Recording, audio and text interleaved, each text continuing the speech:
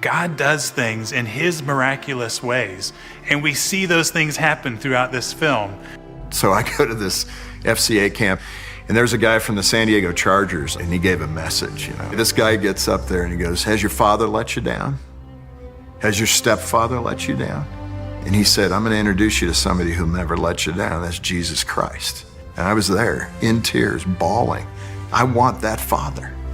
That's one of the things that I am amazed at in each of the stories that we tell, is that men and women both see how God does the things that we cannot do, and that he is the perfect father that we've always wanted. We had a time in our church where I preached on the blessing of Jacob and Esau. And I said, if you have not been blessed, come forward. Hundreds of men came forward, longing for the blessing. This is the kind of film that families need to watch together. I think there'll be fathers asking for forgiveness from their children. I think there'll be wives that say to their husbands, "I want to support you better." I think that husbands will say to their wives, "I want to help my children better by loving you better." And those discussions lead to changes.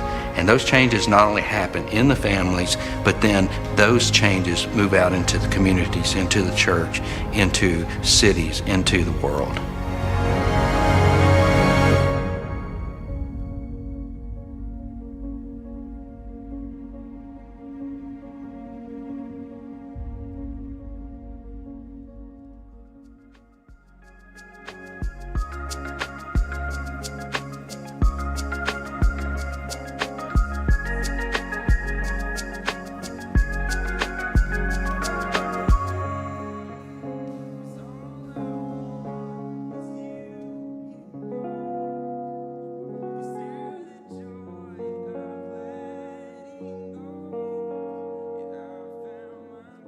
My college career was over.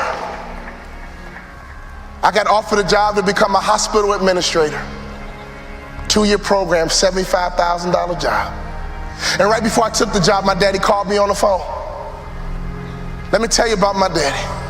When I was a little boy, my daddy would always pick me up. When he came home from work, he picked me up. When he saw me in the nursery after church, he picked me up. No matter how long he worked, no matter how tired he was, my daddy would always pick me up. So when I had my kids, I would always pick up my kids. When I got home, sometimes I was tired. They have a bottle in one hand, and they just lifted up the other hand, and they knew what daddy was supposed to do. My job was to pick them up.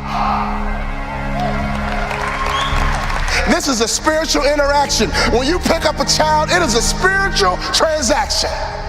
When you pick up a child, you change their perspective.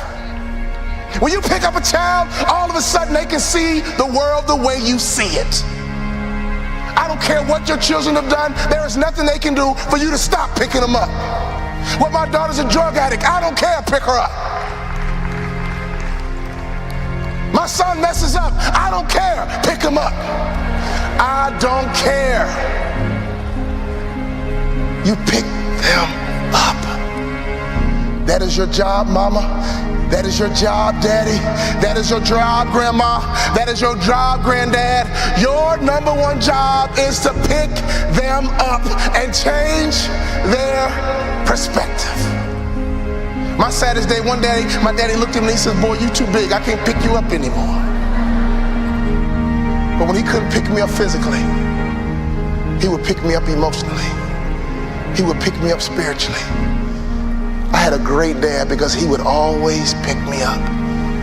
He would always change my perspective. So my daddy called me on